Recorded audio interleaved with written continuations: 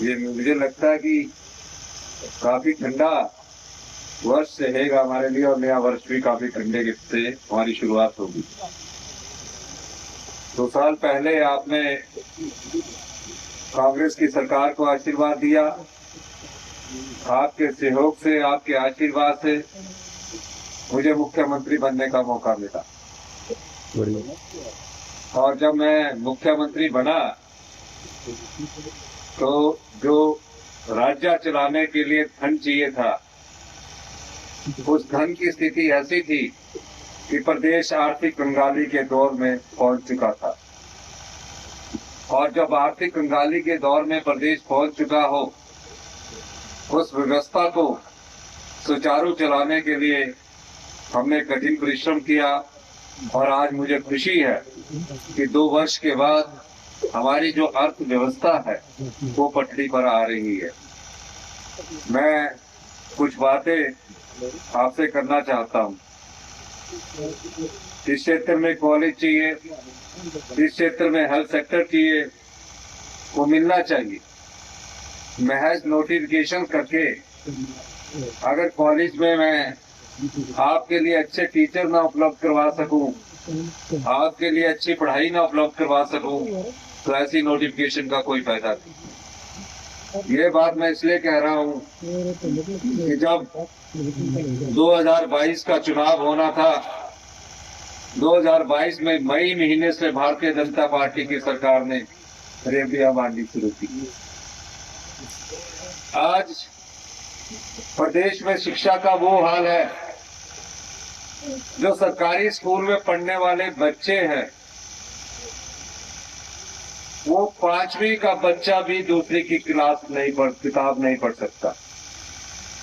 यानी कि जो गांव के बच्चे हमारे सरकारी स्कूलों में पढ़ रहे हैं, वो 5वीं कक्षा में पहुंच गया है बच्चा, लेकिन दूसरी की किताब नहीं पढ़ पा। गुणात्मक शिक्षा में क्वालिटी एजुकेशन में हिमाचल प्रदेश पूरे देश में 21वें स्थान पर पहुंच गया। हेल्थ का क्या हाल है? आप हेल्थ के जितने भी हॉस्पिटल बने हैं, हमारी रीजनल हॉस्पिटल है, हमारे मेडिकल कॉलेज है, वो ट्रांसफर के लिए हॉस्पिटल बन गए हैं। बीमारी थोड़ी बढ़ती है, या तो टांडा ले जाते हैं, या एजेंसी ले जाते हैं, या एम्स ले जाते हैं। वहां भी डॉक्टर की, एम्स में भी आज जो बिलासपुर का एम्स बना है, वहां भी डॉक्टरों की उतनी अधिक संख्या नहीं, उपलब्धता अभी तक नहीं है। आज इस मामले में अगर बात की जाए, हेल्थ सेक्टर में बात की जाए, तो पॉपुलेशन के आधार पर नॉर्थ ईस्ट के बाद पहले नंबर पर नॉर्थ ईस्ट, दूसरे नंबर पर हिमाचल प्रदेश कैंसर के मामले में दूसरे नंबर पर उभर कर आया है पॉपुलेशन के आधार पर। क्यों कैंसर हो रहा है? ना हम आपको क्वालिटी वाटर दे पा रहे हैं, ना हम आपको क्वालिटी हेल्थ सिस्टम दे पा रहे हैं, ना हम आपको क्वालिटी एजुकेशन दे पा रहे हैं, ना क्वालिटी लाइफ दे पा रहे हैं। ये नुकसान पिछली भारतीय जनता पार्टी की सरकार ने 5 वर्ष में किया। 5000 करोड़ रुपया बांट दिया गया। जो सामर्थ्य था उसको भी सब्सिडी दे दी गई, और जो गरीब था उसके अधिकार पर छापा मारा गया, डाका मारा गया। और आज परिणाम ये है कि 2 साल हमारी सरकार के पूर्ण हुए हैं। हमने पिछले 2 साल में 40 साल में इतना राजस्व एकत्रित नहीं किया। 2 साल में हमने 2200 करोड़ रुपए का राजस्व एकत्रित किया। कि उस संपदा में एक ही वर्ग अधिकार जमा कर बैठा हुआ है। हमारे बजट का 65% हिस्सा सरकारी कर्मचारियों के वेतन, उनके पेंशन, ब्याज और ब्याज की किस्त लुटाने में चला जाता है। जो 35% के करीब बजट का हिस्सा बचता है, वो शिक्षा में खर्च करें, हेल्थ में खर्च करें, आपकी सुविधा के लिए खर्च करें, वो थोड़ा थोड़ा बांटना पड़ता है। बाबा जी कह रहे थे मैं पीएससी चाह रहा हूं, मैंने कहा मैं पीएससी आपको दे देता हूं। बुजुर्ग कैप्टन सिकंदर सिंह जी आए, मुझे कह रहे थे जब आप यूथ कांग्रेस के स्टेट के प्रेसिडेंट थे, मैं ब्लॉक कांग्रेस कमेटी का प्रेसिडेंट था, मुझे एक सीएससी चाहिए, मैं सीएचसी की नोटिफिकेशन कर दूं, अगर डॉक्टर ही ना हो तो उस चीज का क्या फायदा। पीएससी और सीएचसी सिर्फ फर्स्ट एड सेंटर है। अगर किसी को कोई बीमारी होगी, उसको डायग्नोज करने के लिए हमारे पास इतने वर्ल्ड क्लास इंस्ट्रूमेंट अभी तक नहीं है। इसलिए हम शिक्षा के स्तर में महत्वपूर्ण बदलाव कर रहे हैं। आए दिन कैबिनेट मीटिंग में शिक्षा के स्तर में महत्वपूर्ण बदलाव करने की हम कोशिश कर रहे हैं। इस एकेडमिक सेशन से हमने पहली कक्षा से इंग्लिश मीडियम शुरू किया है और हम Rajiv Gandhi day boarding school बना रहे हैं। जहां भी जगह होगी गवर्नमेंट स्कूल के बच्चों को एक कैंपस के नीचे लाएंगे, वहां उसे खाने की सुविधा भी देंगे। इसलिए हम अच्छे स्कूल बनाना चाहते हैं, अच्छे स्कूल बनाकर जहां बच्चा खुश होकर जाए और कुछ सीख कर आए और सीखने के बाद इस समाज की सेवा करे। अच्छे कॉलेज बनाना चाहते हैं हम, उसके लिए धन की कोई कमी नहीं है। केंद्र सरकार से हमें कोई मदद नहीं मिली। प्रधानमंत्री आवास योजना के तहत सिर्फ 1.5 लाख मिलता था। मैं रोज जाता था, अधिकारियों से बैठक करता था, मैंने कहा 1.5 लाख में घर नहीं बनता। उन्होंने कहा नियम ऐसे है। मैंने कहा ये आपदा उन परिवारों पर आई है जिन परिवारों को ये पता नहीं था, एक दिन वो सुखी जीवन व्यतीत कर रहे थे और दूसरे दिन वो अपना जीवन टेंट में बता रहे थे।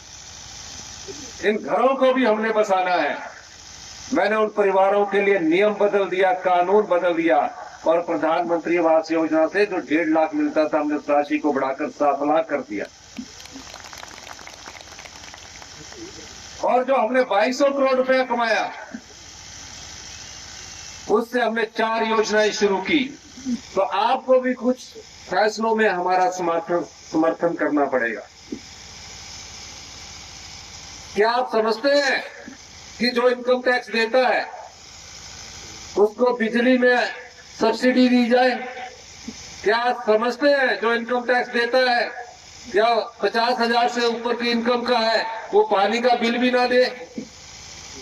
बीजेपी ने बड़े बड़े होटलों के बिजली के बिल माफ कर दिए, बड़े बड़े होटलों के पानी के बिल माफ कर दिए और 5,000 करोड़ रुपए की चुनाव से पहले जो रेडिया बांटी, हिमाचल की जनता ने उसको पसंद नहीं किया।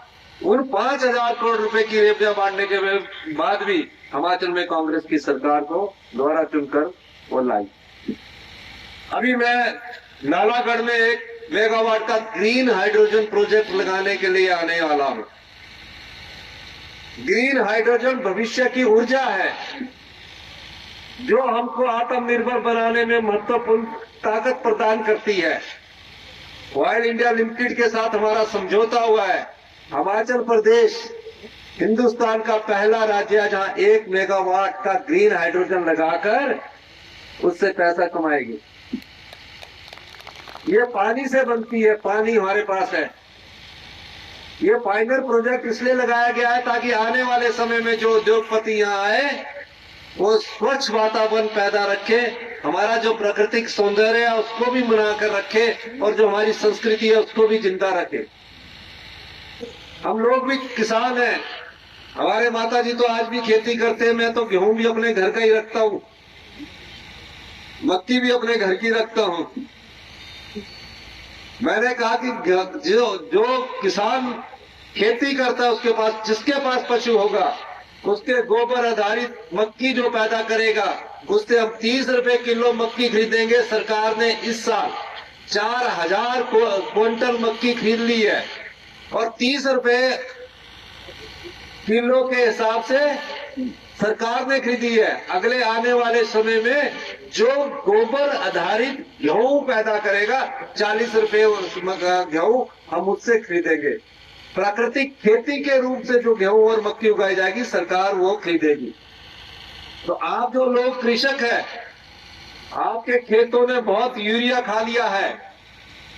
इस यूरिया को खत्म करके हम इसमें और अधिक वृद्धि करने जा रहे हैं, ताकि भविष्य में जो हमारा अनाज, जो हम गेहूं पैदा करते हैं या अनाज पैदा करते हैं या मक्की पैदा करते हैं, वो पूरे हिंदुस्तान में प्राकृतिक खेती के रूप में जानी जाए।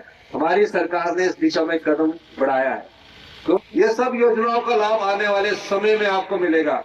जब सेब का मूल्य 1 किलो 40 रुपए होगा और मक्की का मूल्य भी 1 किलो 40 रुपए होगा, उस दिन किसान के हाथ में पैसा होगा।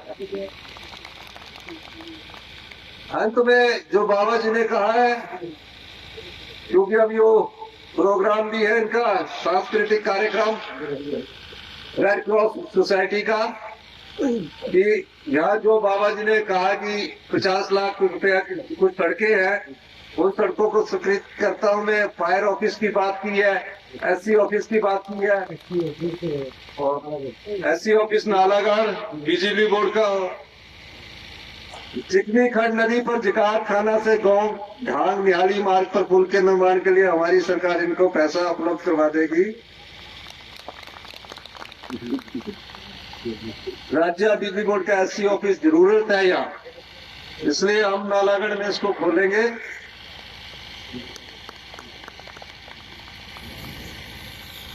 पंजेरा में पीएससी खोलने की बात माननीय एमएलए साहब ने कही है, मैं खोल दूंगा, नोटिफिकेशन कर दूंगा, डॉक्टर नहीं आया तो तंग नहीं करना, क्योंकि ऐसे हाँ, कुआरनी में शाही चुड़ों में पटवार ब्रिज खोलने वाले में इसमें कोई कमी नहीं है, इसको हम खोल देंगे। हमारे पास डॉक्टर और टीचर्स की कमी है, जब तक हम उनको भर नहीं जाते तब तक मैं चाहता हूं कि कंसोलिडेशन किया जाए। कंसोलिडेशन से जो भी बच्चे की पढ़ाई पर खर्चा करना है, अब हमने एक कॉलेज खोला है, उसमें सिर्फ 2 आर्ट्स की क्लासेस लगाई है। मैं कॉलेज का नाम नहीं लेना चाहता, 50 बच्चे हैं। हमने कहा कि हम इनके लिए एक योजना लेकर आते हैं, हम इनको डिस्ट्रिक्ट के कॉलेज में पढ़ाते हैं जहाँ सब प्रकार के टीचर्स भी उपलब्ध होंगे। हमारी सरकार इस दिशा में भी आने वाले समय में एक योजना लेकर आएगी। रामशहर में अग्निशमन केंद्र खोलने वाले, ये खोल दिया जाएगा।